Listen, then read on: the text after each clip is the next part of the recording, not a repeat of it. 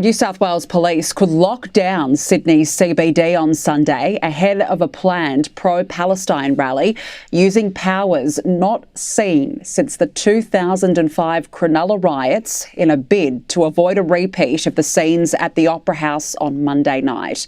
Joining me now live is CEO of the Zionist Federation of Australia, Ginette Searle. Thank you so much for joining us this afternoon. So New South Wales Police have only just announced that they're going to seek extraordinary powers on Sunday.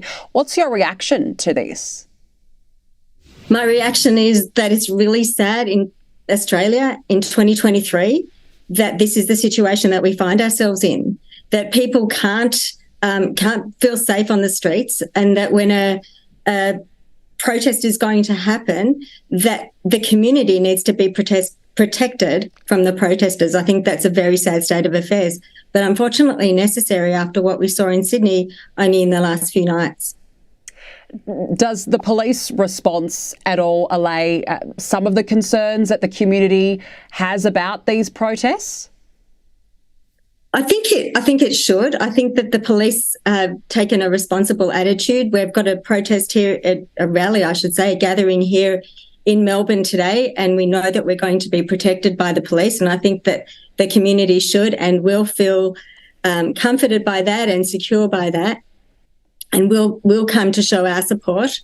And the difference is that the police coming to our gathering are there to support us, not to protect the community from the gathering that's happening today. Have you at all got a message for pro-Palestine supporters who are considering turning out at these planned events? We haven't heard anything directly. I certainly haven't heard anything directly. We know that the people who are going to come are people who, from our community, who are concerned, who are anxious, who are worried about their family and friends in Israel, and who want to stand up and stand in solidarity with Israel and show their support. We know that the Premier, the Leader of the Opposition, federal and state MPs are going to be there, as are leaders from the multicultural communities and faith communities, and we're really grateful for that support.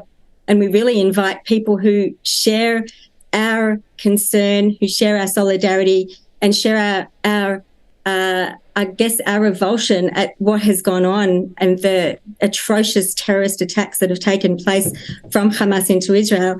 We want them to come and join us and hold hands with us and show us their support as well. We welcome you there at Caulfield Park this evening.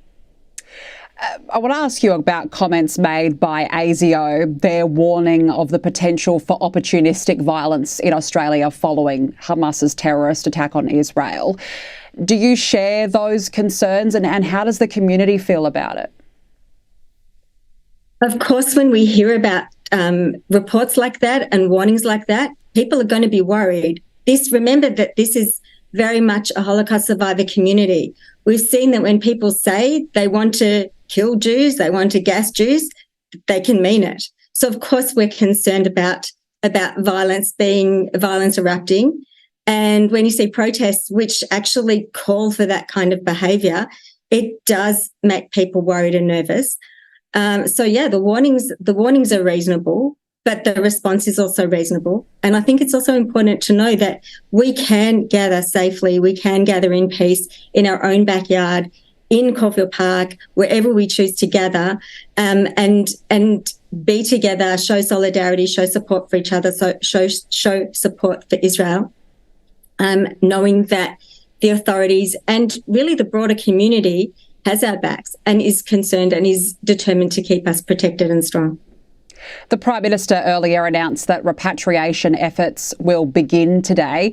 Have you at all been in touch with any Australians who are looking or trying to get out of Israel?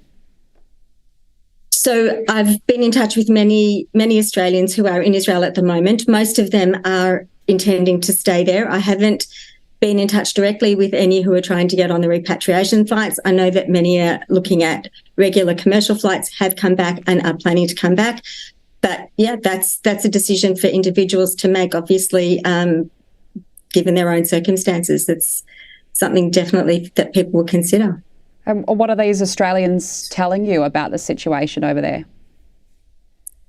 I think every every Australian, everybody in Israel, whether they're Australian, whether they're born in Israel, it doesn't matter.